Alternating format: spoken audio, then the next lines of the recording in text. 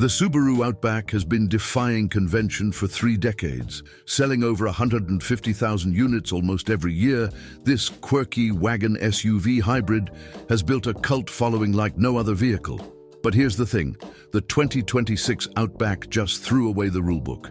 We've just driven the all-new 7th generation model, and folks, this is no longer the wagon we knew and loved. It's gone full SUV. Let's talk about what that means for you. Let's start with the elephant in the room, the design.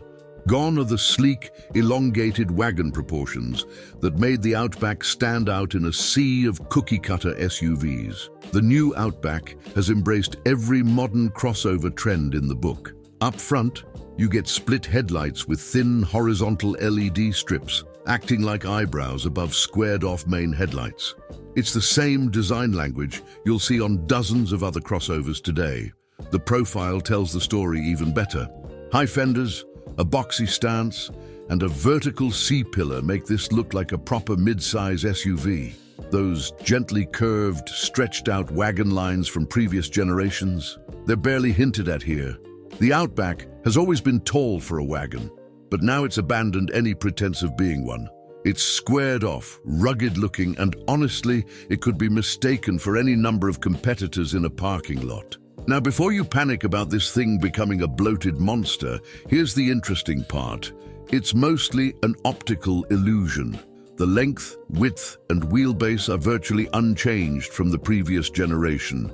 The biggest dimensional change is a 1.4-inch increase in height. But that extra height translates into real benefits inside the cabin. You get more headroom, and the interior feels more spacious for both front and rear passengers. Cargo space behind the rear seats also increases by 2 cubic feet. And speaking of the interior, this is where Subaru really put in the work. The Outback has always been about versatility and practicality, and the new model takes that to another level. Subaru spent serious time designing the practical elements. We're talking about cup holders, cargo hooks, crossbars for the roof rack, and some genuinely clever touches. The door panels have bottle holders sized specifically for a Nalgene bottle. There's a cable management clip near the device chargers. And check this out. The cargo cover has a zipper and can be folded into multiple configurations, including a net-style bag. These are the details that matter when you're actually living with a vehicle day to day. The infotainment system got a major upgrade too. Out goes the vertical touchscreen from the previous model. In comes a new horizontal 12.1-inch display with improved software that's more responsive and easier to use. But here's the best part. Subaru learned from their mistakes. Remember all those controls buried in touchscreen menus that were frustrating to use while driving? They're gone. Physical buttons and knobs are back. The climate controls now sit on a separate panel at the bottom of the dashboard, and tons of other vehicle settings are now easily accessible via buttons on the center console. This is exactly what customers have been asking for, and Subaru listened. Now let's talk about what's under the hood, because this is where things get a bit concerning. Despite all the radical changes to the exterior and interior, the platform and powertrain are basically carryovers. There's a revised hydraulic power steering rack, and the box of 4-cylinder engines received minor tweaks, but they're not dramatically different from before. Subaru clearly prioritized updating the user-facing aspects of the Outback rather than messing with the mechanical components. The base, naturally aspirated 2.5-liter boxer engine makes 180 horsepower. For a mid-size SUV with a curb weight starting at 3,800 pounds, that's simply not enough. The engine noise is well isolated from the cabin, which is good, but there's just not much acceleration on tap when you put your foot down. You really feel that lack of power in everyday driving. The turbocharged 2.4-liter engine in the XT models helps considerably, bumping power up to 260 horses. But even here, we found issues. The power delivery is uneven and inconsistent. The continuously variable transmission accentuates the turbo lag and creates a rubber band effect when you demand more power. It's not a smooth or confidence-inspiring experience. especially when you're trying to merge onto a highway or pass slower traffic.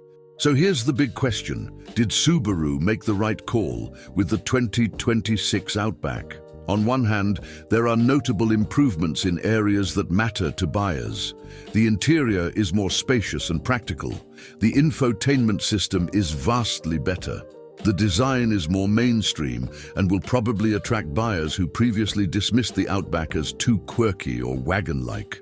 In trying to broaden its appeal in the crowded SUV market, Subaru is making a calculated bet that will likely pay off in sales numbers. But on the other hand, something important was lost in this transformation. The Outback was never supposed to be just another mid-size SUV.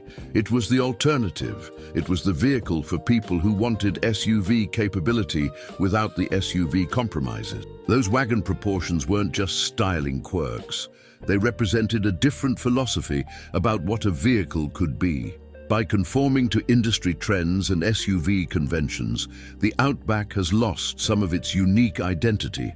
For the loyal Outback cult following who loved it precisely because it was different, this might feel like a betrayal. For potential new customers who want a mainstream SUV with Subaru's legendary all-wheel drive and reliability, this could be exactly what they've been waiting for. The question is, which group is bigger? Subaru is betting on the latter, and only time will tell if they're right. What do you think? Is the new SUV-style Outback a smart evolution or a loss of identity? Would you take this over the wagon-like previous generation? Let us know in the comments below. And don't forget to subscribe for more automotive deep dives and reviews.